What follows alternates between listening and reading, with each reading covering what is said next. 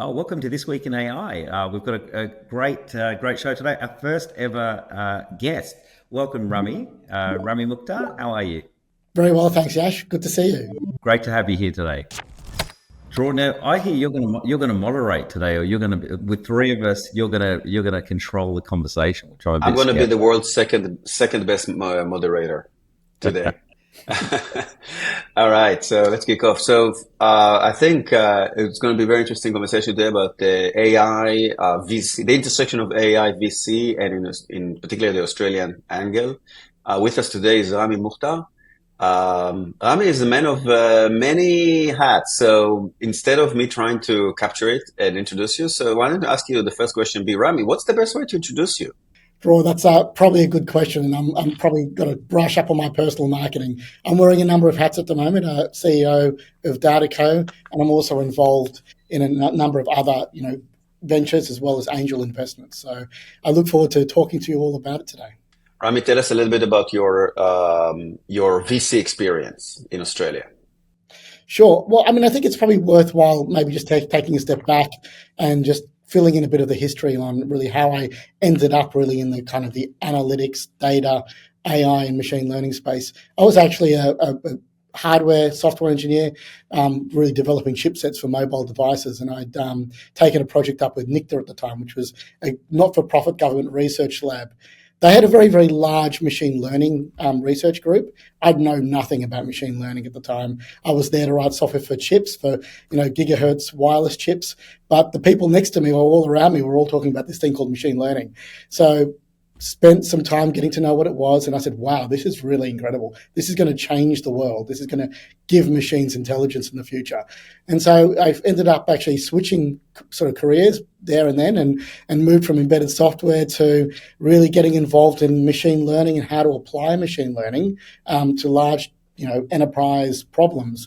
And so I started a company which spun out of NICTA called Ambiata and had a lot of large enterprise clients and learned a lot about machine learning and the practical application of machine learning to really hard problems. Fast forward many years, ended up selling that company, ended up doing a lot of work in sort of corporate innovation, really helping organizations, I guess, leveraging, the application of data and machine learning more generally. And then now with the generative AI revolution, I guess everything that I guess predicted would happen in 20 or 30 years is happening right now, which really took me by surprise. And so I said, I've got to jump onto this and, have now really focused on Gen AI. And I think that's taken me in a number of different paths. I'm a founder. I have been a founder in the past. I'm founding a company now, which is a spin out of 1835i, which is ANZ's innovation partner. And we'll talk a little bit about that as well. But very active angel investor, sit on many boards, make a lot of investments in this space, and also have a venture studio in the Gen AI space. So really helping, I guess, the next generation of startups really leverage this technology to actually really create differential propositions in markets. So I guess, had a very wide, I guess, connection to venture capital, be corporate venture capital, all the way to angel investing, and all the way in the middle, and helping some of these, emerging companies really leverage the technology. Sounds really, really interesting. I think that's something we'll three of us share as well in terms of having that founder background as well as investing in this space. And I think there's a lot of similarities to, we can learn a lot from the past, and I think that'll be interesting to see how you sort of view that of where we are going based on some of the things we've already seen from the past in terms of some of the other companies we've started. It's an interesting call out, Yash. Having been involved, I guess, in the big data machine learning hype wave, and believe me, it was very similar to the Gen AI hype wave. Everybody was talking about it, writing about it, and we thought it was going to change the world. And it did to a certain extent. I think one of the learnings that I've sort of taken out of that versus the Gen AI hype wave is really as a founder, you cannot build a proposition or a company around the hype. It may help you get funding. It may help you, and get funded off the back of a slide deck, perhaps. But the reality is to build really sustainable, differentiated value, actually embedding the capability into a proposition which is sustainable and which has, differentiation that can actually derive value to the economy. that's actually quite challenging. And that requires a huge amount of knowledge, subject matter expertise, but more importantly, a very deep appreciation of the inertia of industry, the inertia of enterprise to actually adopt really disruptive technologies, but also the inertia of customers. Customer dynamics are very, very high inertia. I mean, if you especially look at service industry, customers are creatures of habit. And so really applying those, I guess, experiences to this current hype curve is going to be pretty critical. It sounds to me, Rami, you're touching on a topic we talk a lot about in this little podcast of ours, which is the barrier to adoption, and how there's often there's a situation in the market where there's oversupply of solutions and there's just under supply of demand, if that makes sense. The supply and demand don't meet each other. I remember working with an early stage VC in Texas in a conference, and he worked in an incubator, and he told me there's currently 3,000 edtech startups trying to sell into solutions that will revolutionize education forever, trying to sell them into universities, which are like slower mover than your biggest enterprise customer you can imagine. Okay, so if IBM is considered like a bit of a slow mover enterprise, so imagine a university is like 10 times that.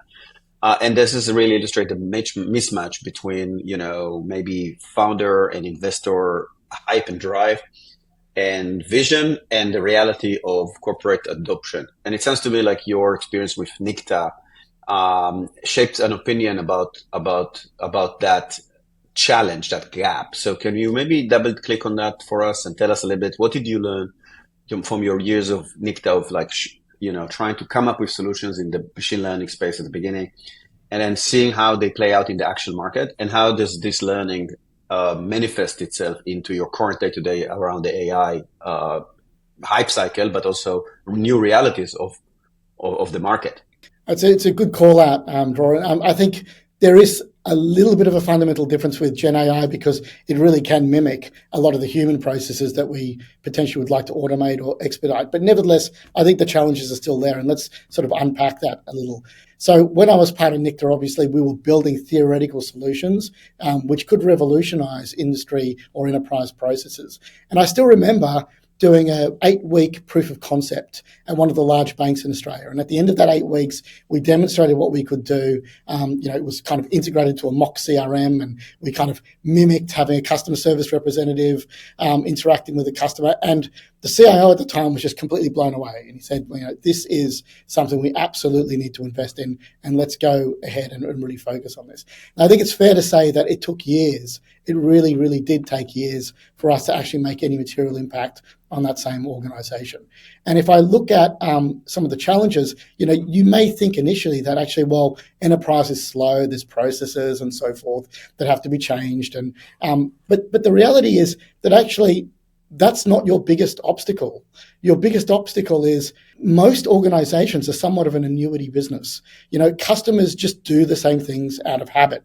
And actually, to try and actually change customer behavior in a way which is going to really drive material impact for an organization's, customer service score or revenue line or whatever the metric may be, actually takes a lot of discovery and exploration. It's not that simple, right? I mean, because you're ultimately fundamentally shifting millions of people and their habits. And so, that's kind of one of the big sort of challenges that we had to contend with, over and above, I guess, the enterprise challenges. I mean, I think 100%. I think one of the other things is vested interests. And so we're seeing quite a lot of startups come in and say, hey, look, we're going to revolutionize something maybe so I'm currently in Brisbane. We've been looking at something in the prop tech space, and we're looking at vested interests. And so whilst we can see sometimes the technology is great and can make an improvement, but if that's going to erode your business, people's natural reaction is to try and avoid doing that because they're looking at the short term. And so I think that's what's exciting about now is that there's this gap and this opportunity in the first movers that are able to get customers who are forward thinking take on those technologies. Same thing in law. We were looking at a legal tech business here in Australia around how they can optimize one part of the legal, building up a case, for example, when you're prosecuting. And so one of the vested interests for lawyers is to charge by time. And so if we have a technology that's changing that, people are like, well, why would we do that? but there are going to be lawyers that charge on the basis of results, and once they come in, that will disrupt, change the way legal firms will charge, and we can see this across the board. And so I think that's, to me, your point. 100%. I keep seeing this more and more around barriers at that corporate level are really there. And everyone's looking at it, but the question is who are the ones that are really making those steps? But I think this is where the opportunity for us as investors is right now over the current, next, I would say next 5 to 8 years. There's going to be some great companies as that adoption almost has to happen, because there will be people that take that leap. I'd love to see, what do you think some of the challenges are around Gen AI specifically right now? What do you sort of see with that? I mean, I think there's challenges both on the implementation side, but also on the investing side, and I'd probably love to touch on both. So from the implementation side, I think it's very tempting, given the incredible capability that it brings, to essentially take your existing proposition or your existing user interface and bolt it on to provide some kind of pretty interesting capability. And so you'd see that you have maybe an existing kind of tool or existing platform, and then you see those little sort of chat bubbles that pop up in the bottom right-hand corner. I don't think that actually that's what's going to drive the biggest opportunities for Gen AI. I think, where I see the opportunity is really in how can we actually reimagine the proposition. So, for example, just take something like a user interface. Rather than having the chatbot in the bottom right-hand corner, how can we actually rethink the way we interact with customers? Given now we have an agent that can actually mimic what we would potentially been able to do with a human. And so how would we reimagine that interface? What elements would we kind of leverage Gen AI to do? What elements would need to be fixed or structured? And how do we blend those things together to provide a reimagined experience? I think, that's the sort of things that get me excited. Also in the back end, obviously, I mean, the thing about Gen AI is it speaks English or any other language. So being able to, take the training materials, being able to take the materials that a human ordinarily would need to use in the back office or middle office to do business processes and really ship those out to an automated agent, I think is super exciting. I think, though, the danger of all of that, of course, is the technology today is evolving extremely rapidly.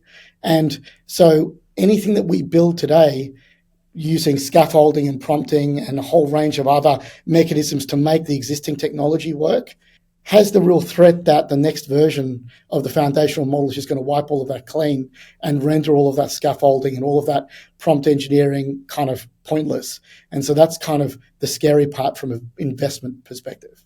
So I want to take us. I want to comment on that. I've been playing with some of those, image generation and editing, new tools for image generation and editing. Just yesterday, I was trying to make. My wife is an artist. She needs to have. We're brainstorming ideas for her artwork she's doing. I said to her, "Hey, check! Instead of just Googling through thousands of images, let's try create one." So we created a picture. It was a picture of a fish underwater, just to be nice and pretty and communicate some senses. And then I wanted to just take the fish out, which is something that you can kind of do in Photoshop 15 years ago. And I actually tried 5 different systems. I tried DALL-E, Playground, Leonardo. Here's a picture of a fish. Take the fish out. None of the models understand what the hell I'm talking about. So you start like, okay, what do I need to do? I need to start masking the fish and says to clear it or change it, whatever. And then there's like, you start realizing, you see those tools and you start seeing how they started with like the idea of like, here's a text box that emits, like shoots out, that, spits out a picture, to here's actually a UI that actually starts resembling Photoshop. And it's like, okay, yeah, I need to mask, I need to configure all sorts of things that I don't quite understand. And you should actually try it. There's like all sorts of complex model inputs that you actually tweak with user interfaces that essentially at the bottom change the prompt to the model. And it's like this kind of layer above UX above prompt itself. Like it's prompt UX if you want. And when we think about what you just said, Rami, which is what if the next model, OpenAI, whatever, 5, ChatGPT 5, actually is smart enough to remove the fish when I tell them to figure out where the fish is and remove it, right? And that's kind of kills a whole lot of engineering and product specific problem solving that went into, a lot of effort that went into UXing the prompt.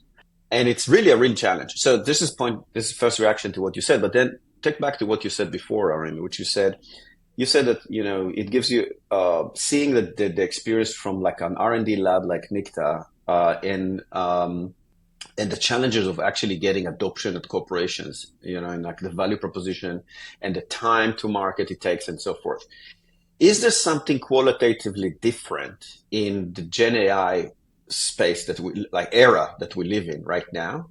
Or is that the same thing you can say in pretty much every era of like any type of innovation? There's R&D in the lab that looks promising, driving it to a corporate is always more challenging than you expect. Is there something different in the era we're in right now? Over to you. What do you think? Oh, absolutely there is. And I think that the fundamental difference stems from the fact that these models essentially interact with the real world, the natural world, our language, etc. And so as a result of that, because they mimic essentially us, that customer inertia piece is somewhat kind of, that barrier is somewhat reduced, because you can really interact with these models in a natural way as you would with people or with organizations. And I think that goes with customers, but also with large enterprise. I mean, you can literally swap out. I mean, theoretically, you can swap out processes that are done by people with these models, because they can read text, they could see what's on a screen, they can interpret what's on the screen, they could potentially move a mouse pointer around and type on a keyboard, right? I mean, a virtual keyboard, what have you. But the reality is, that barrier to entry is naturally degraded. So a lot of, I guess, the other infrastructure we would need to build around a deployment no longer becomes relevant. And I think that's the fundamental difference. Yash, what do you think? Do you think there's something fundamentally driven in driving like old software, cloud-based or mobile or whatever it is, to the enterprise versus Gen Ed software to the enterprise? Oh, 100%. I just think we're early, and the challenge now is to get the adoption and people feel. I think there's a nervousness in what are the implications for my business if I do this, if I put data out somewhere, how do I secure it, the privacy, all of those things. But they're problems that are being solved right now. I think one of the things for me that's interesting is each week we're seeing a new version of a model. And then, the last 2 weeks we've seen open source. We've seen, Meta come out with Llama 3, and then yesterday, Grok. So we've got now two pretty good performing open models. And we have the private models, whether it be, OpenAI, Anthropic, and so forth. And now we have these other. And so I'd love to hear how you think, if we're looking from an investment point of view, companies developing on what platforms, or is that irrelevant, do you think? Or how do you sort of see this playing out based on maybe even the past? What do you think will work, or will they both be dominant? Will modes be applicable? I wouldn't be so concerned about which platform a particular organization developed, their proposition on. I mean, the reality is these models are evolving so rapidly, and I think, we'll get to a point where there's going to be parity across some of the platforms, and the ones that don't have parity will probably have other advantages, such as being open source or cheaper. Where I'd be acutely focused when I'm making an investment, and where I am acutely focused, is what's the chance that the next evolution of a model will completely deprecate this company's proposition, and so that's kind of where I'd focus. That's one of our number one things as well, is like where are the big guys going to play, and what's going to, you don't want to be down the middle. You want to be very niche. Is one thing that we look at, is really around either really niche processes that require particular knowledge or data, and to me we're really starting to see that in particular, and that's what's interesting. But like you say, we've seen quite a few startups that started off with and they're all great ideas, but from an investment point of view, really they're not going to be really around. But I think this is once again mimicking. We talked about that the other day, the early days of the internet. There's a lot of people coming up with good ideas. Do you feel, is it better to be investing or not investing? How would you think about this space? Because it is challenging. What do you think is the be in or out? Because I hear a lot of different people talking about this, about going, all in or all out, and I'd love to hear your thoughts on that. Yeah, I think it is a dangerous, I guess, or difficult time, not a dangerous time, a difficult time to invest, because it is very early. I think there are some things though which are relatively safe bets. If you invest in organizations that are creating unique and protectable data sets, which essentially provide them with a unique proposition in market, because really, I mean, all of this is going to be driven by data. So, if they're collecting customer data or, some level of data which is protectable and, is enabling for this technology, then I think that's a really good investment. I think the other area, if I do invest, though, it is typically going to be in a proposition which is enabled by the technology as to a proposition which powers the technology. The only maybe exception to that rule is propositions which power the technology being things which enable the technology to be regulatory compliant, for example. For example, may implement, role-based access or privacy preserving technologies, or enable, Gen AI to be deployed in a safe way into enterprise. I mean, I think that's a really interesting area. I think that, the large foundational models will have hooks for that sort of stuff, but ultimately that requires a lot of plumbing into the organization. So I think technologies that do that are super interesting from an investment perspective. We talked a little bit before the show about the first-time founders versus second-time founders. You've got an interesting the common position in the industry is that second-time founders are a little bit of a safer bet for investments. Is that still true in such an environment where we have a paradigm shifting technology that kind of changed the way softwares are created, products are created, like the nature of products? Are second-time founders better equipped or worse equipped to take over that opportunity? It's a good question. I mean, look, I think it's still very valid, and it probably will be valid indefinitely. The main thing that you learn as what you have learned as a second-time founder is the acute focus you need to have on finding product market fit and being really honest with yourself. I think a lot of first-time founders probably have a little bit more optimism and less realism when it comes to their idea and their ability to actually, shape that idea into something customers want. And so I think, having that experience is actually very, very valuable and will remain valuable going forward. Yash, what do we think about it? Look, I see two kinds of people right now. We see these younger guys who are coming out of uni and who are really using all of the technology and really, all for it. Maybe without some experience on how you apply it to a particular use case. And I think there's something great about that energy to do that.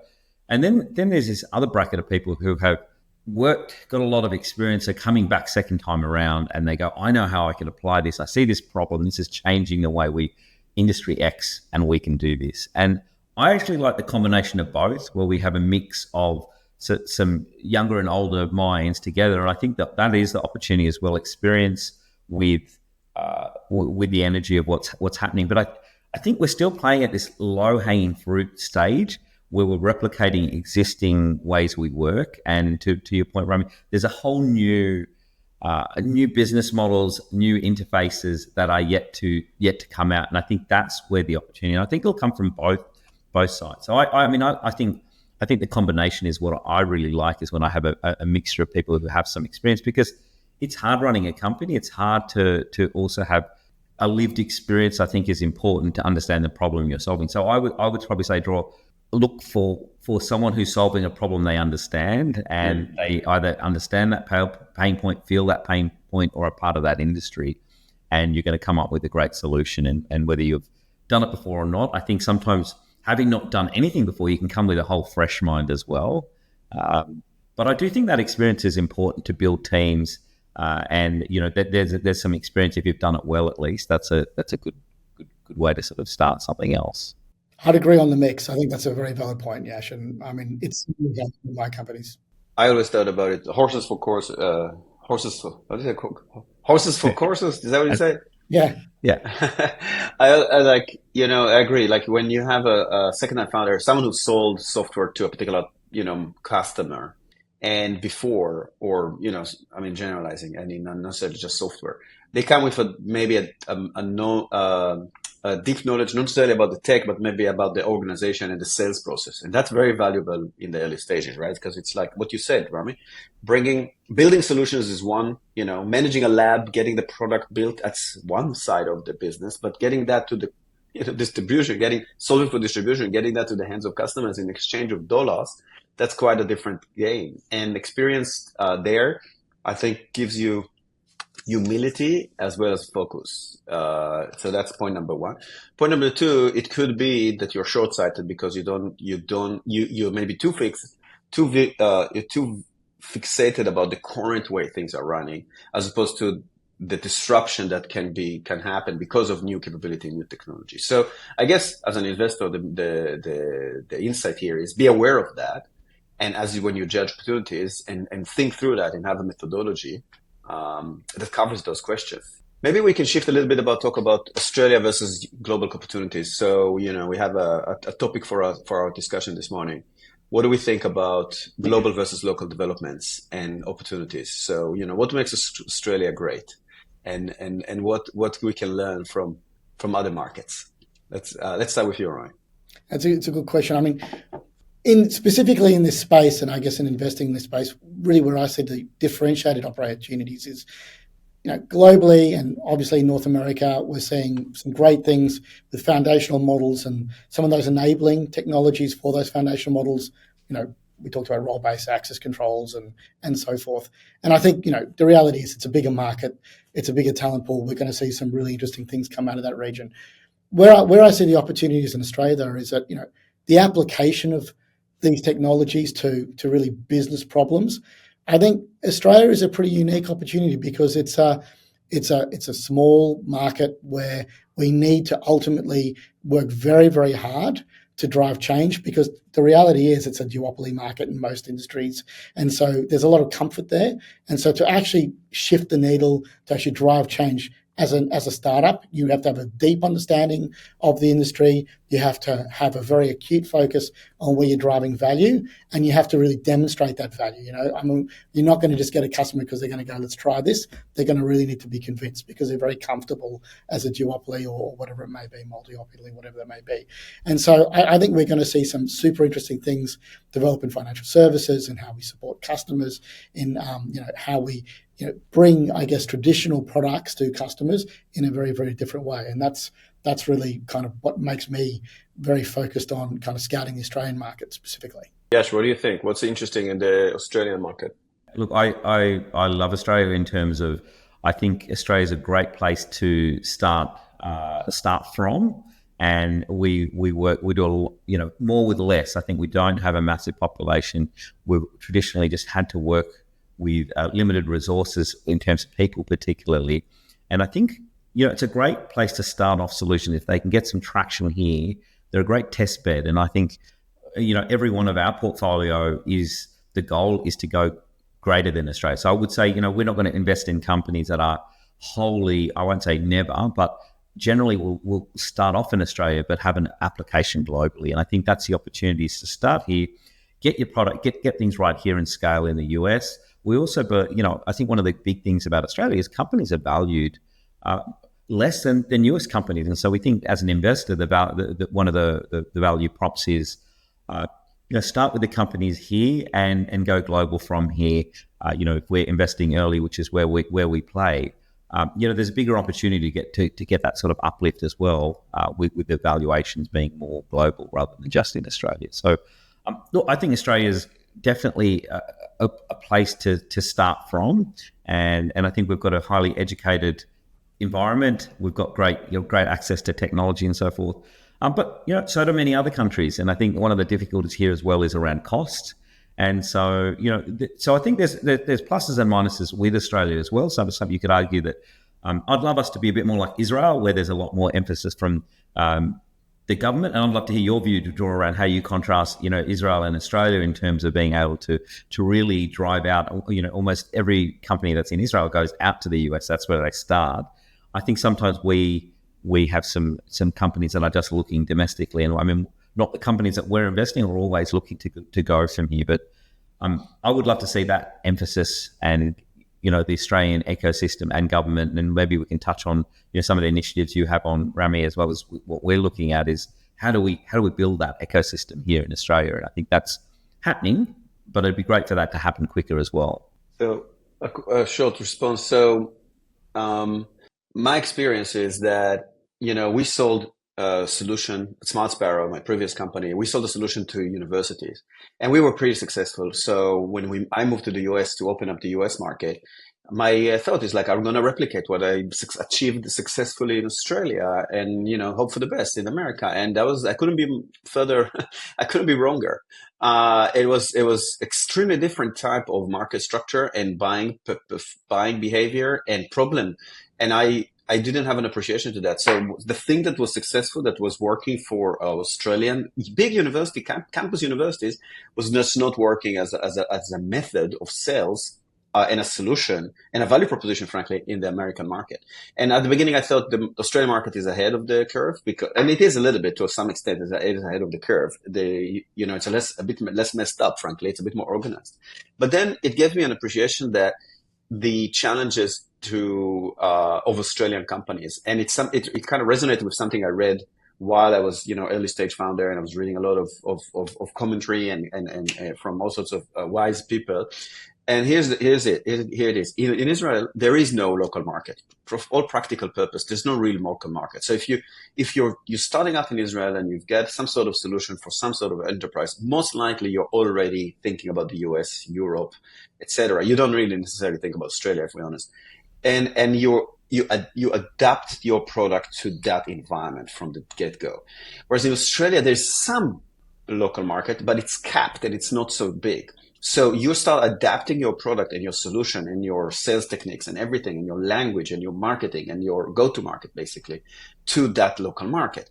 Now, it turns out that the local market in Australia is qualitatively and quantitatively different than other markets. So, for example, Rami said we have duopolies or, oligopolies, whatever it is, a few players. Okay, we've got 4 big banks. Okay, that's quite different to develop a solution when your audience is one of 4. And they literally know what everyone else is doing.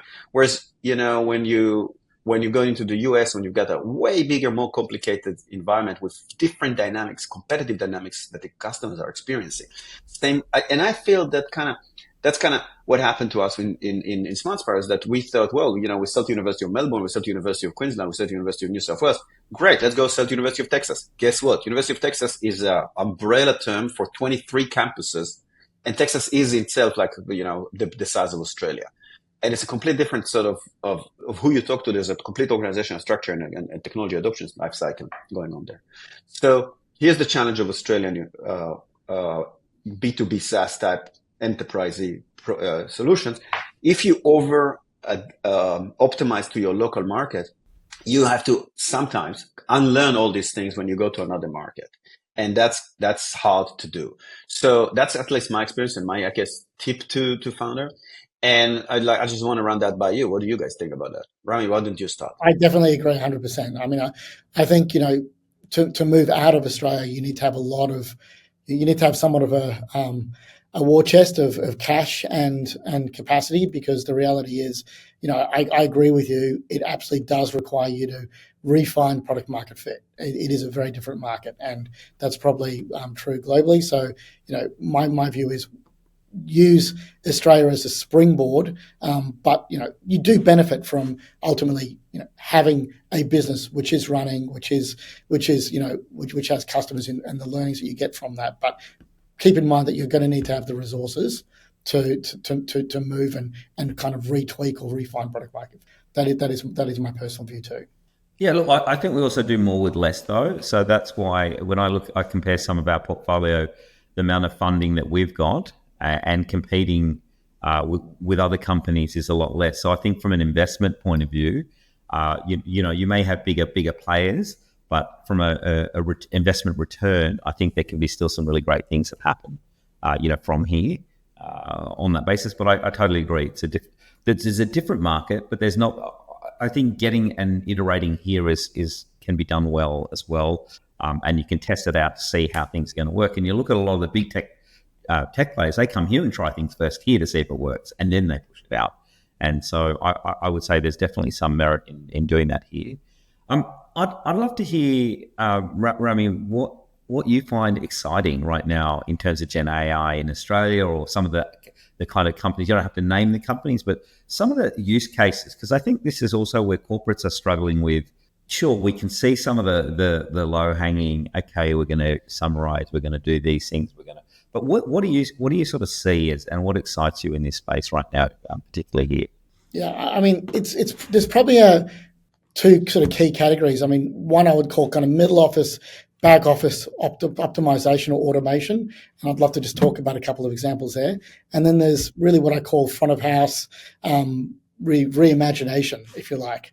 And so in terms of, sort of the back office, middle office automation category, what I'm saying with, I guess, Australia's a very regulated economy, and especially in financial services, the sort of startups that I'm seeing emerge really in, compliance automation, in, being able to really automate a lot of the work that regulation imposes, especially in financial services, I think is incredibly interesting.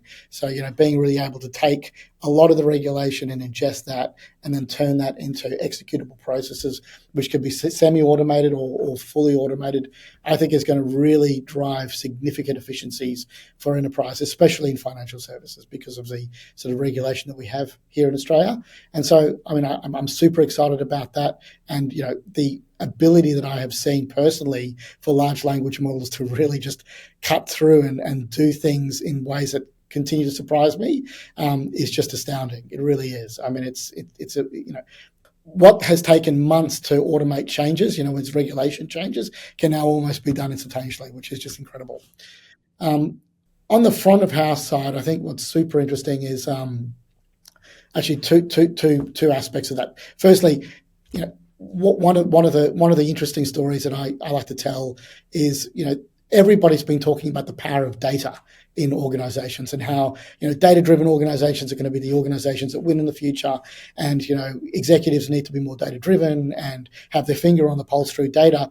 But the reality is, there's been so big a gap filled with the likes of data scientists and data engineers and data analysts between really executives that make decisions in the business and the fundamental source data that the business generates.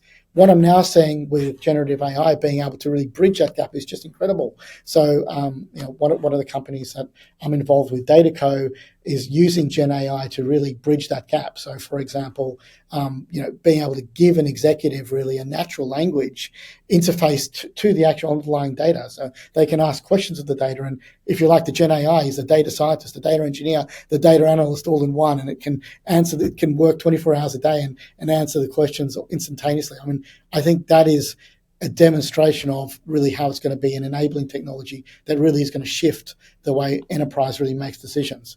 And then moving to the front of house, I'm doing some work with a company called Chrome Loan, which is really a broker platform for financial, advisors and practitioners such as accountants, bookkeepers, who really want to be able to, help their clients understand, who their lender could be potentially and potentially find a better lender.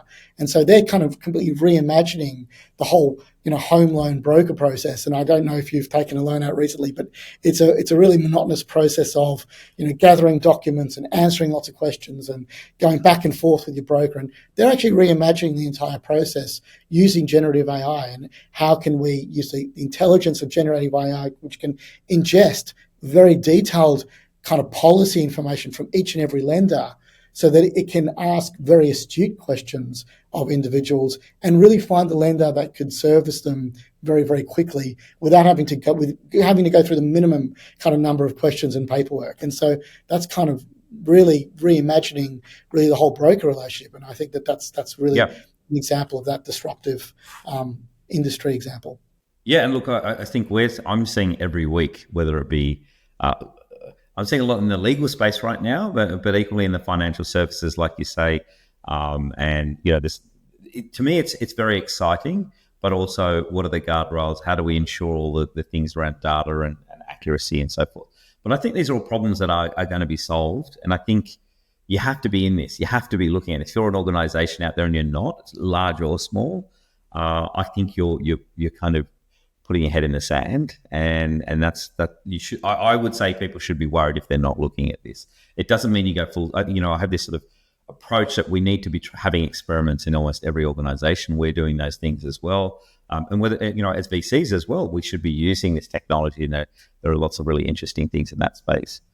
So this is a good point, Yash, because it brings back the conversations to, VCs and what VCs can do in the local market. So I guess I'm curious to your thoughts on the state of VC in Australia, Rami, in this age after the big hype years, the big ZERP years, right? Zero interest rate policy.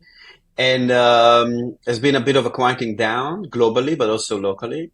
So, what do you think? What's the state? So, two questions here. What's your perspective of the state of VC in the AI age here in Australia? And is there something that the us VCs can do better to help foster a better, a more prosperous ecosystem? I believe there's a bit of a two-speed economy when it comes to VCs in Australia. So we've got the earlier funds that now are very large funds because they've been successful, which have a lot of money that they need to invest and distribute. And then I guess we've got the first-time funds, or the very early stage funds, which really are predominantly ex-founders who are very hands-on, very, very knowledgeable. And I think there's a very different, mode of operandi between them from my observation. I think the big funds that are looking to distribute money, they're probably writing much larger checks actually pretty early on, I'm saying, to potentially second-time founders, but companies which really are quite early on in their thinking.